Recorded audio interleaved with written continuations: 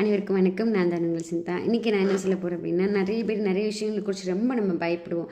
ஏன்னா எல்லாமே ஃப்யூச்சர் நடக்கிற ஒரு விஷயமா தான் இருக்கும். இது நடந்துருமோ, இது நடந்தால் நம்மளோட லைஃப் இவ்வளோ பாதிச்சிருமோன்னு சொல்லிட்டு நடக்காத ஒரு விஷயங்களை கற்பனை பண்ணி நம்மளே நம்ம என்ன பண்ணிக்கோன்னா பயத்துக்கு உள்ளாக்கிக்கிடுவோம். என்ன அப்படின்னா, ஒரு படமாக கூட இருக்கலாம். இப்போது ஒரு பிக்சரை பார்த்தோன்னே எனக்கு இதை பார்த்தாலே ரொம்ப பயமாக இருக்கும், ஸோ இது எனக்கு காட்டாதீங்க, இதனால எனக்கு பயம் அப்படின்னு சொல்லிட்டு நம்ம வந்து மோஸ்ட்லி அதை நம்ம பார்க்குறதே அவாய்ட் பண்ணுவோம். நிறைய பேய் பார்த்தாலே பயப்படுவோம் நம்ம.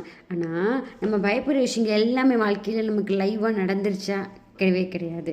ஆனால் நம்ம என்ன பண்ணுவோம் அப்படின்னா, அதை நம்மளா திங்க் பண்ணி இந்த விஷயங்கள் நினச்சி என்ன பண்ணிக்குவோம் அப்படின்னா பயப்பட்டுப்போம். எந்த ஒரு விஷயமா இருக்கட்டும், நம்மளோட லைஃப்பில் ரியலாக நடந்தால் மட்டும்தான் அதை நம்ம பார்த்து நம்ம பயப்படணுமே தவிர்த்து, நடக்காத ஒரு விஷயங்களை நினச்சி நம்ம என்ன பண்ணக்கூடாது அப்படின்னா இமேஜின் பண்ணி பயப்படவே கூடாது. இப்போ பாம்பு வந்து நம்ம பார்த்தாலே பயம் அப்படின்னு சொல்லுவோம். நிஜமாலே நம்ம பாம்பு வந்து பார்த்துருக்கோமா? நிஜமாலே நம்ம பாம்பை வந்து கையில் பிடிச்சிருக்கோமா? கிடையவே கிடையாது. ஆனால் நம்ம ஏன் பயப்படணும்? எல்லா எக்ஸ்பீரியன்ஸுமே நம்ம கெயின் பண்ணிக்கணும். எல்லா பயங்களுமே ஒரு விஷயங்களை கற்றுக் கொடுக்கும். அப்போ தான் நம்ம வாழ்க்கையில் நம்ம அடுத்தக்கடுத்து போகும்பொழுது அதை நம்ம தைரியமாக ஃபேஸ் பண்ணுறதுக்கான நல்ல ஒரு அனுபவத்தை கொடுக்கும்.